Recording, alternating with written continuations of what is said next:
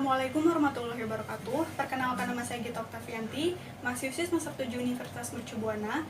Dalam video kali ini saya akan menjawab pertanyaan-pertanyaan pada ujian akhir semester laporan akuntan yang diampu oleh Bapak Heliantono.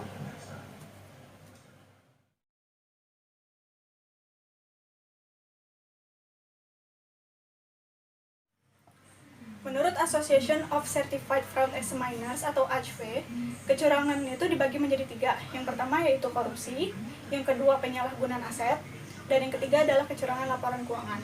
Nah, dalam video kali ini saya akan membahas mengenai kecurangan laporan keuangan. Kecurangan laporan keuangan itu dapat didefinisikan sebagai satu tindakan kecurangan yang sengaja dilakukan oleh manajemen dalam bentuk salah sajian material pada laporan keuangan, yang tentunya dapat merugikan investor maupun kreditor.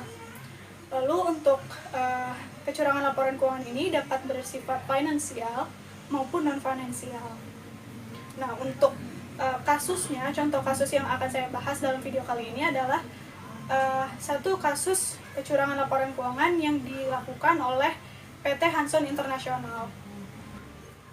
Hanson International merupakan perusahaan publik yang bergerak dalam bidang properti dan bermarkas di Jakarta. Perusahaan ini didirikan pada tahun 1971. Semenjak berdirinya, Hanson International sudah beberapa kali ganti nama. Dari yang pertama itu merupakan Mayartex Indonesia yang bergerak dalam bidang tekstil hingga pada tahun 1997. Kemudian ganti nama lagi menjadi Hanson Industri Utama hingga pada tahun 2004. Nah, perusahaan ini menggeluti bisnis tambang sejak tahun 2008 melalui Hanson Energy yang kemudian pada tahun 2011 itu dijual kepada Atlas Resource. Selanjutnya perusahaan ini masih mempertahankan bisnis tambangnya, cuman yang dipertahankan itu bisnis tambangnya adalah bisnis tambang timah dan mineral logam melalui anak perusahaannya yaitu The Petroleum International yang diakuisisinya pada tahun 2011 dan selanjutnya dijual pada tahun 2015. Nah, pada tahun 2013 perusahaan ini mulai fokus untuk menjalankan bidang properti melalui Mandiri Mega Jaya yang membawahi 16 anak perusahaan. Nah, lalu bagaimana modus operandinya sehingga PT Hanson ini dia terbukti melakukan kecurangan laporan keuangan. Jadi OJK menjatuhkan sanksi denda sebesar 5 miliar kepada Beni Cokro Saputro yang dimana saat itu ia menjabat sebagai Direktur Utama PT Hanson International. Jadi beliau ini terbukti melakukan manipulasi laporan keuangan PT Hanson International pada tahun 2016 gitu. Nah, terus Deputi Komisioner Pengawas Pasar Modal mengungkapkan bahwasannya PT Hanson ini telah melanggar PSAK nomor 44 tentang akuntansi aktivitas real estate, terutama dalam penjualan kafling siap bangun atau Kasiba sebesar 732 miliar. Di perusahaan ini mengakui pendapatannya itu dengan metode akrual penuh, tapi perusahaan juga tidak melampirkan adanya PPJB untuk penjualan Kasiba per tanggal 14 Juli 2016.